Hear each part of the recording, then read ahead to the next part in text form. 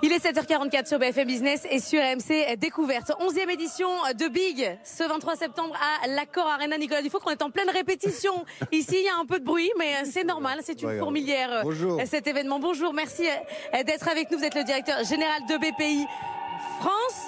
On entend beaucoup d'opéras derrière. Le thème cette année de la 11e édition, c'est la vérité. Vous voulez que les entrepreneurs prennent la parole. Vous l'avez fait, vous, toute la semaine dernière. Vous voulez qu'ils parlent, qu'ils racontent leur quotidien. Oui, mais ils ont un peu peur quand même de prendre la parole. Il faut qu'ils dépassent cette peur. Oui, bien sûr. Je comprends d'ailleurs pas pourquoi on a peur de s'exprimer en réalité. C'est tout simplement ce que demande la société française. La société française, à 80%, elle dit qu'elle aime les entrepreneurs. Et aussi à 80%, elle aimerait les taxer. Donc c'est qu'il y a quelque chose qui ne se passe pas. La société française a envie d'entendre les entrepreneurs. Mais pour qu'ils racontent quoi? Ce qu'ils vivent dans leur boîte, leurs relations avec leurs salariés, la manière dont ils sont impliqués dans les territoires, c'est ça qu'il faut qu'ils racontent? Oui, tout simplement, vous l'avez dit. Absolument. C'est-à-dire, qu'est-ce que c'est que la vie quotidienne de l'entrepreneur? Qu'est-ce que c'est que la beauté de l'économie? Qu'est-ce que c'est que la joie de construire une entreprise pas à pas sur une vie professionnelle? Qu'est-ce que c'est que d'assurer la fierté de la France à l'étranger? Enfin, il n'y a que des valeurs positives.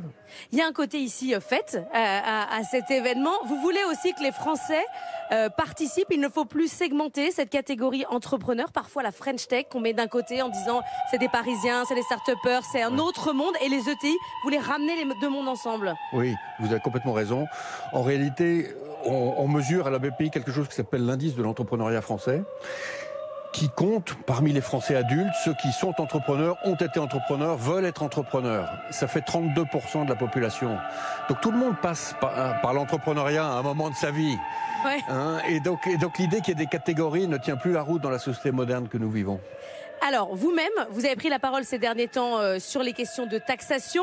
Ça vous rend cher, si je puis dire, qu'on ait envie que ça soit la première chose qu'on fasse en France, c'est vouloir taxer les entrepreneurs avant même de penser à réduire les dépenses, avant même de réorganiser l'État. La taxe, c'est le premier réflexe. Oui, la taxe est le premier réflexe parce qu'elle est la conséquence de la peur en réalité et du refus de voir qu'il faut qu'on se mette tous autour de la table, un peu comme une grande famille, pour reconnaître que la France a changé et a beaucoup vieilli. Nous ne sommes plus du tout la France des années 80 ou même du début des années 90. Avec 18 à 20 millions de retraités, la France a beaucoup vieilli et donc le contrat social a inévitablement changé. Donc les dépenses de santé explosent et les dépenses de retraite explosent. Il faut qu'on traite le problème. Et c'est pas en taxant les entreprises qu'on va traiter le problème. Le problème est beaucoup, beaucoup plus large que la question même de la fiscalité sur les entreprises. Et donc parlons-en, parlons de ce que c'est que ce nouveau pays qui est devant nous, qui est un pays où il y a beaucoup plus de cheveux blancs sur les plages. Jean-Marc Daniel, il dit qu'il faut arrêter de penser usine, il faut penser EHPAD. Mais il le dit avec ses mots, mais c'est un peu l'idée. C'est-à-dire qu'il faut penser financement du grand âge, vieillissement de la population. On n'arrive pas à se projeter dans cette France-là. Et pourtant, elle est devant nous. Elle est absolument devant nous. Quand vous avez une augmentation de 300 000 par an du nombre de Français qui rentrent dans le régime de ce qu'on appelle les affections de longue durée remboursées à 100% parce que ce sont des personnes âgées, c'est bien que la France est en train de bouger devant nous. Donc la France a vieilli. Voilà. Donc comment est-ce qu'on construit un système de solidarité et une grande économie dans un pays qui a vieilli? Reconnaissons-le. Vous faites partie de ceux qui disent que l'économie française va bien. On entend parfois Patrick Martin, le président du MEDEF, dire c'est la récession, on n'en parle pas assez, les chiffres de l'INSEE disent pas ça, même si évidemment on a une croissance qui est molle. Vous dites qu'il faut arrêter de se flageller sur le niveau de l'économie française. Nous n'allons pas si mal.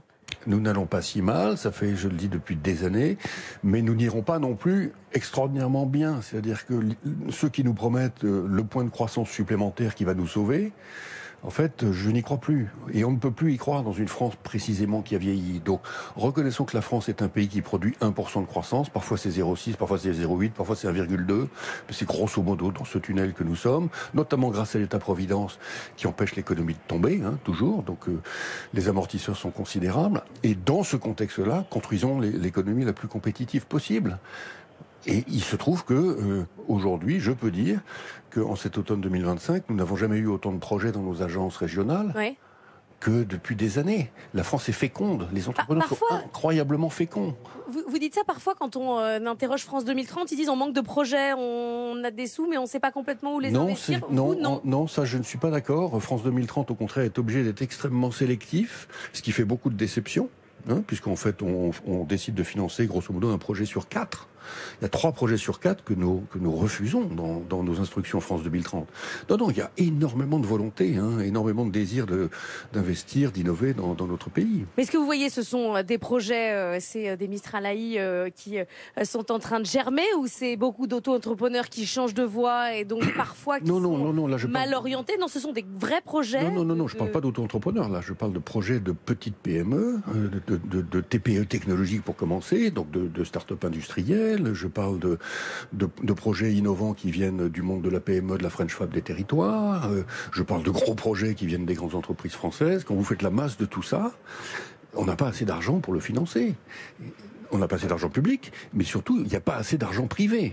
Donc j'ai fait une grande croisade pour aller essayer de convaincre les grandes poches, et en particulier d'ailleurs les grandes familles françaises et européennes, d'aller investir une partie de leur patrimoine dans la rupture technologique. Vous allez même faire un tour de France de l'industrie. Oui, qui commence aujourd'hui. Qui commence aujourd'hui pour aller chercher des projets industriels. On avait ce rapport ce matin qui nous dit que la fiscalité va jouer là aussi un rôle fondamental et qui dit qu'il faut baisser la fiscalité sur les questions industrielles pour pousser à la réindustrialisation du pays. Là encore, on en revient au sujet de taxation. Écoutez, c'est très simple. Dans l'industrie, ce que vous payez en impôts, c'est ce qui vous manque pour investir en robots. Donc après, vous avez l'explication de la raison pour laquelle il y a beaucoup moins de robots en France qu'en Italie ou qu'en Allemagne. Si on avait moins d'impôts, on aurait plus de robots. Mais c'est évident. Mais il n'y a pas un entrepreneur de l'industrie qui ne vous dira pas ça. C'est tout. Donc tout ce qui reste dans l'entreprise est investi en machine. L'industrie, c'est la machine depuis toujours. Et d'ailleurs, ceux qui font l'industrie sont ceux qui aiment la machine. C'est des passionnés de machines. C'est des dingues de machines. Donc, vous leur laissez des moyens, par exemple en réduisant les impôts de production, ils vont acheter des machines. Les machines d'aujourd'hui s'appellent les robots. Voilà. Et donc, c'est une équation qui est au moins simple et vertueuse. Sur la politique de l'offre, quand vous faites le bilan des 7 années Macron, quand on voit aujourd'hui les critiques qui peuvent être émises sur le CICE, sur le pacte Dutreil, et que en fait finalement ça ne pousse pas l'entrepreneuriat, que ça ne pousse pas au tissu économique, vous dites quand même il faut aller regarder du côté peut-être de l'emploi pour voir des choses positives, ne jetez pas tout avec l'eau du bain. Oui, c'est assez classique qu'il y ait des retours de manivelle, mais dans le livre que j'ai écrit sur la désindustrialisation de la France, je dis que le pacte Dutreil a sauvé l'industrie française. Bon, aujourd'hui, on réfléchit à l'élimer un petit peu. Quand il a été voté en 2003.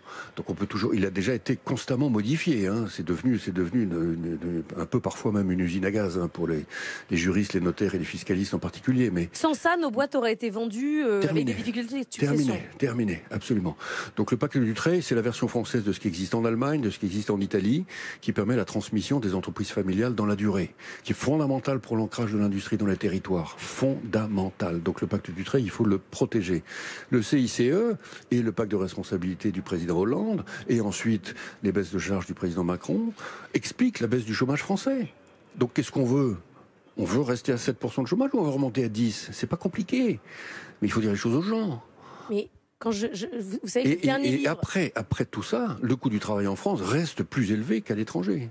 Mais justement, sur ce CICE, sur ces aides d'entreprise... Mais c'est pas des aides d'entreprise. Alors justement, le dernier livre quand même sur la question s'appelle « Le grand détournement, comment les milliardaires et les multinationales captent l'argent de l'État ». C'est un livre de Caroline Michel-Aguirre. Oui. Rien que le titre vous dit quand même tout le sujet qu'on a en France. C'est-à-dire qu'on a l'impression qu'il y a un vol. Oui, c'est absolument mensonger. On va dire que ce qui est dit, ce qui est titré, on va dire que c'est une contre-vérité. Moi, je dis que c'est juste un mensonge. C'est faux, voilà. Les allègements de charges ne sont pas des aides aux entreprises. Elles sont la conséquence du fait que, depuis Raymond Barre, la France a fait le choix de surtaxer le travail. Et la conséquence a été le chômage de masse. Donc on revient petit à petit sur ce choix. Et on s'aligne sur ce qu'ont fait d'autres pays, notamment l'Allemagne, à nos côtés. Et en dépit de ça, le coût du travail français reste plus élevé qu'à l'étranger. C'est tout. Et donc si on veut faire bosser nos enfants, il faut faire en sorte que les entreprises puissent les recruter.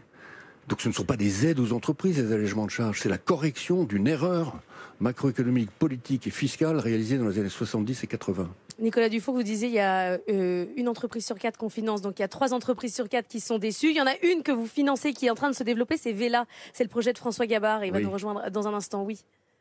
Une entreprise en financement d'innovation. Dans l'industrie, on finance 55% des PME industrielles. Ce qui est énorme. Ce qui est énorme, et on veut monter à 70 parce que notre rôle, c'est d'être les militants de la cause et donc d'être un peu comme ça sur les territoires, absolument présents auprès de l'ensemble de l'écosystème français.